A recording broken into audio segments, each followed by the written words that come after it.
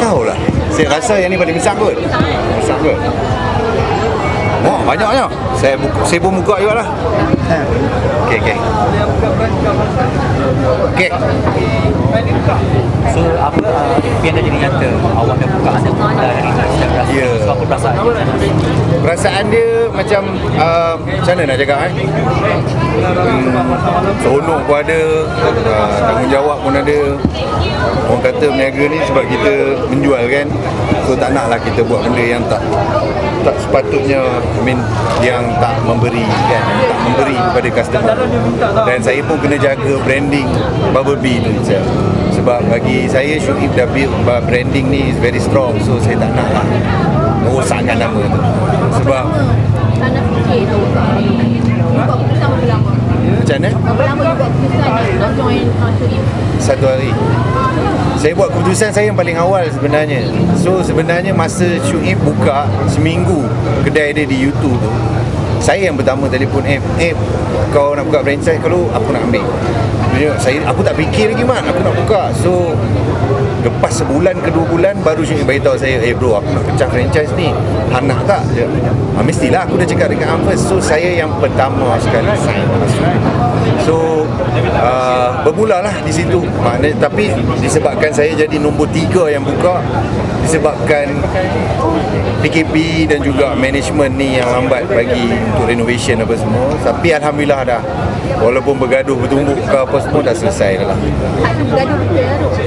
Orang kata lebih kurang lah, betul juga lah, geram benda ni kan.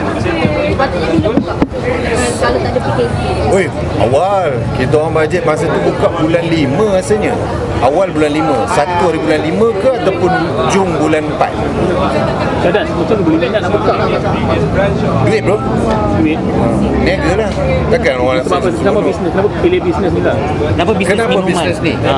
Saya disebabkan orang kata saya trust dengan brand tu. Tengok. Dia risau tu. Sebab kenapa saya pilih ni? Sebab saya trust brand. Kalau saya tak trust brand, saya tak berani buka. Macam ada sekarang ni saya tengah tengok lagi untuk saya venture into ada bisnes juga daripada segi makanan juga. So sekarang ni minuman kan. So for now yang saya tengok, yang ni saya boleh nampak dia punya profit. Orang kata profit dan juga niaga mana yang tak nak profit? That is the truth lah orang cakap. So dekat sini saya boleh nampak profit. Berapa kos Syahnas bila keluar untuk yang tu tak boleh cakap. Segi ADHDN hijab aku. Better tak payahlah. Tak payah. tapi ni kos bisnes tu Syahnas ada Saya dah ada 8 bisnes tapi kebanyakan dah jahanam. yang going on yang ni lah. Ada few bisnes saya yang lain macam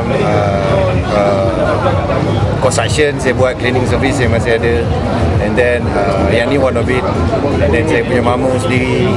So ada juga. Gym saya dah jual dari sampai saya dah jual lama dah. 2 tahun, setahun lebih saya dah jual. Sebab tak boleh buat profit dan saya macam menanggung sengsara itu. So better saya share. So lepas ni memang fokus kepada Mamu barista ya. Fokus kepada makanan dengan minuman juga lah. Yes, for now saya memang saya fokus kepada boleh bagi dekat ni. Sekejap sorry tu baju ni.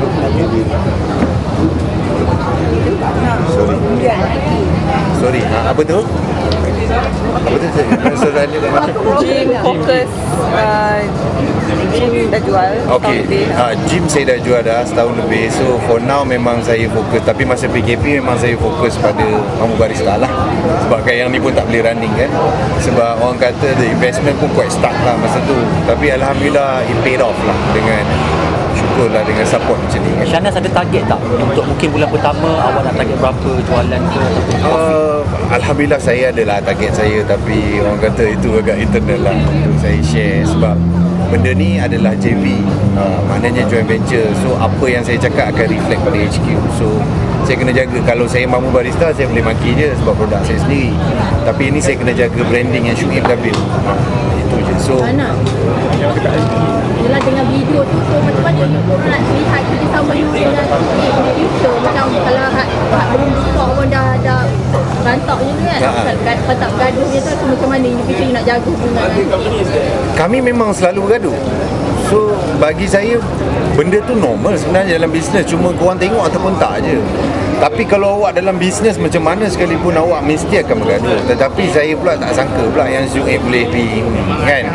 Dia pula pergi post pula benda tu. So bagi saya mungkin dia rasa benda tu sebagai promotion, tapi yang jeopardize-nya saya tu yang saya cakap dia, kau tak boleh buat macam ni. Kau tak marah dekat aku pun tapi tak boleh lah ni. Tapi yelah dia pun dah minta maaf apa semua. Mungkin orang anggap tu sebagai AMP ke apa, tapi macam bagi saya yang teruk kena. Tapi Alhamdulillah lah sebab orang pun kenal saya macam mana. Tetapi bila orang cop saya sebagai panas baran lagi yang dah sampai 2020 pun duk panas baran lagi tu kan, pelik hampa. Itu je lah, jadi pelik. Aku nak buat macam mana tu, nak bagi kata hampa aku ni tak panas baran. Last sekali kan mampu pergi kat hampa. Tapi Syana Syukri nak balik. Mat, jom Mat.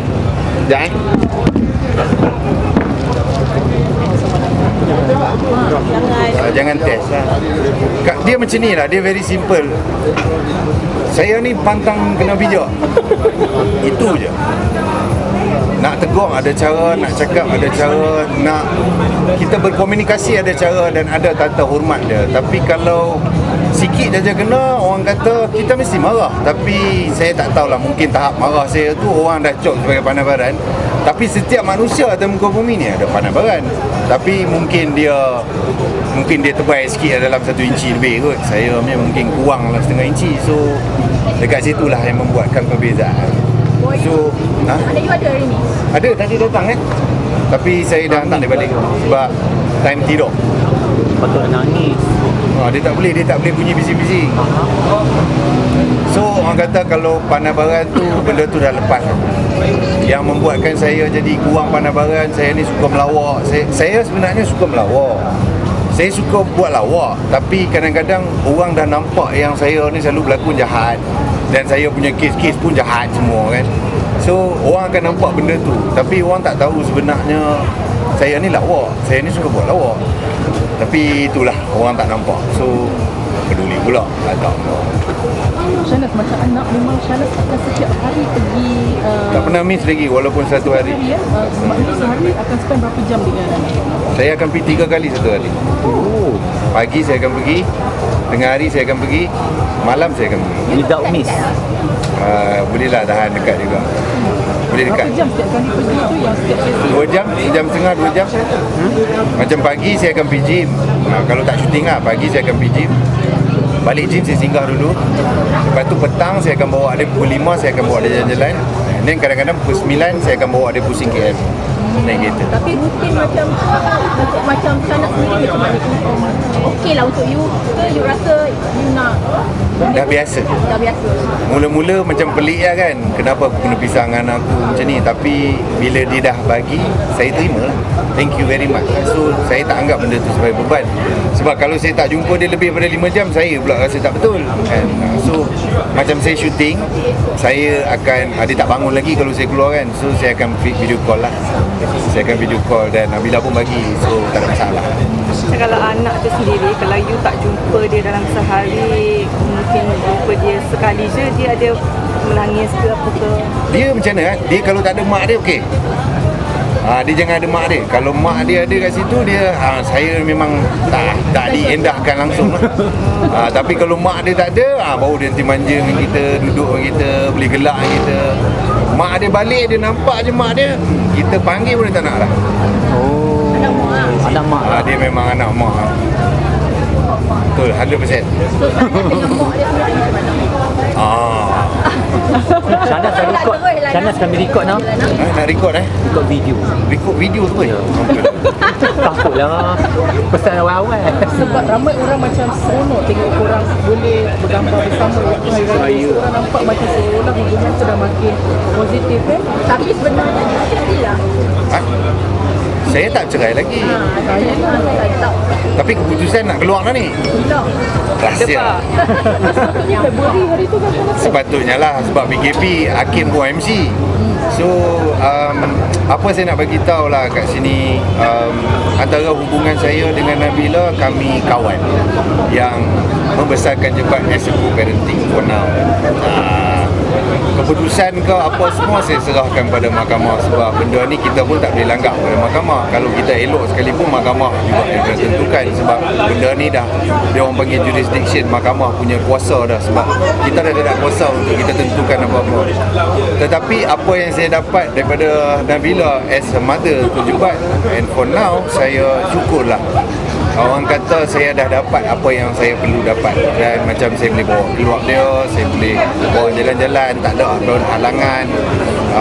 Apa-apa saja pun sekarang ni dah tak ada. Apa-apa macam hari ni saya nak bagi tahu, saya nak bawa Jebat, dia bagi. Saya cakap lagi, saya hantar budak saya, hantar Jebat balik sebab saya ada kerja lagi apa semua, tak ada masalah. So bagi saya benda tu dah cukup besar dah. Rahmat bagi saya untuk saya boleh jumpa Jebat 3 kali sehari tu pun dah besar dah sebenarnya. Macam dulu ada masalah sikit tu jumpa apa semua. So for now memang tak ada masalah, and saya sangat happy lah. Nak kata pasal perhubungan, Allahualam, yang saya sendiri tak boleh jawab. Kalau awak tanya, kalau awak nak saya pegang Quran pun saya tak erti nak jawab, sebab saya punya keutamaan bukan merit saya dah. Keutamaan saya adalah untuk saya besarkan Jebat, dan saya nak dia rasa dia tak pernah hilang bapa, which is saya bagi 100%. Sebagai bapa saya bagi apa saja yang saya mampu, saya bagi. Yang macam mungkin yang benda lain yang saya tak mampu bagi, saya tak bagilah. So Shahnaz terima apa saja keputusan mahkamah? Saya dah terima lebih setahun saya dah terima benda ni. Sebab kalau saya tak terima, saya tak move on, saya mungkin dah jadi tak betul lah, saya isak dadah ke, saya apa ke. Tapi saya bukan jenis orang macam tu. Saya bukan Twitter, saya memang daripada kecil saya seorang yang fight untuk apa yang saya nak. Walaupun orang akan kata Shahnaz fight cara dia kasar apa semua, saya tak boleh itu cara saya fight. Mungkin bagi sekarang, keadaan sekarang yang elok dunia ni, hampa rasa benda tu salah.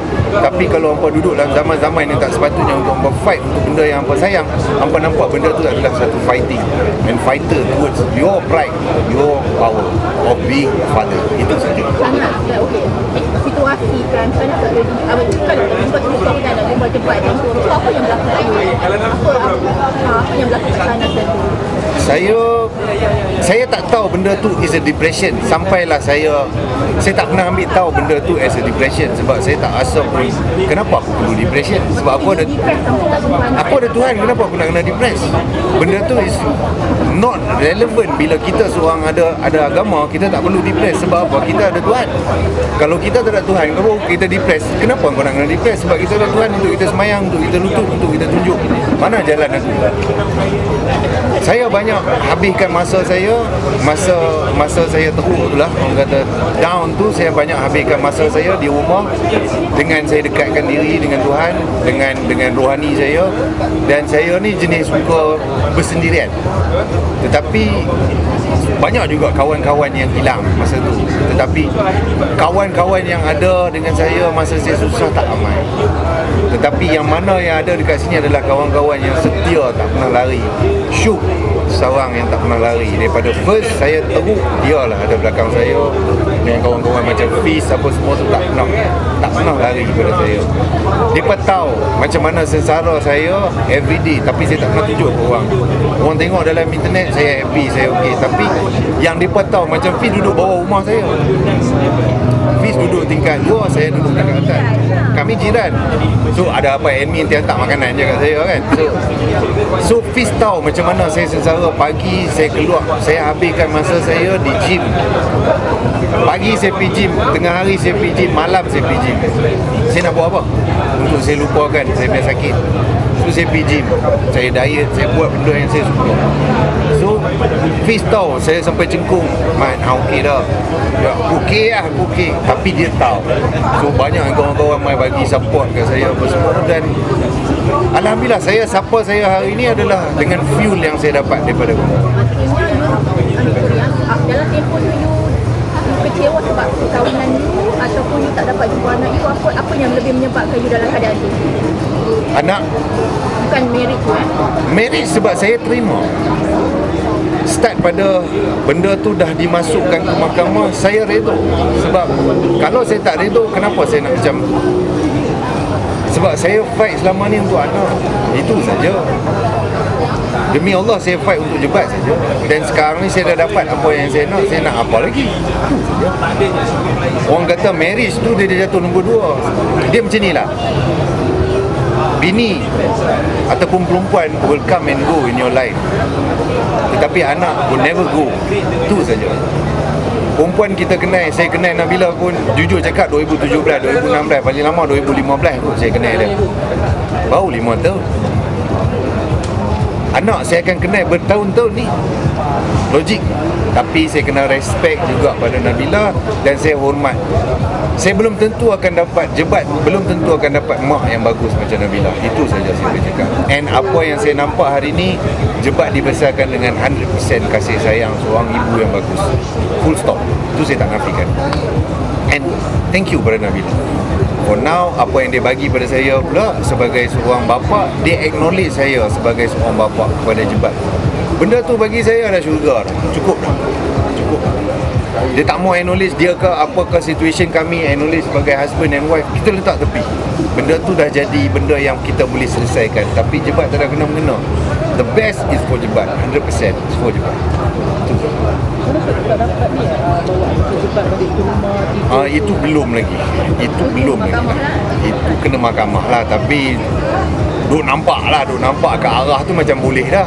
Orang kata jangan duk pasar lah, jangan duk pergi jolok. Macam mana korang boleh tiba-tiba jadi okey dari macam soal penjagaan anak? Kenapa masa ni ada timbul pula isu pasal hak penjagaan kan mula-mula?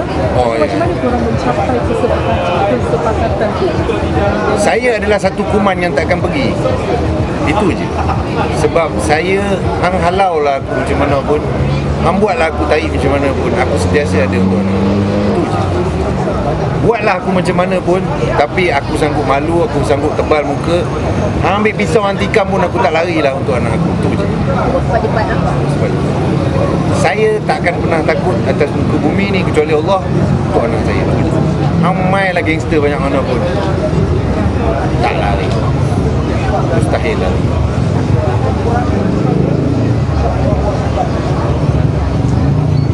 Tajuk dia minggu jebat lah. Selamanya. Kalau saya boleh buat tattoo, saya rasa penuh badan saya nama dia. Itu je lah. Itu je lah. Tapi esok kalau nak besarkan anak tu, korang kena ni jugalah, bincang lah itulah kita perlukan pihak ketiga, iaitu pihak mahkamah.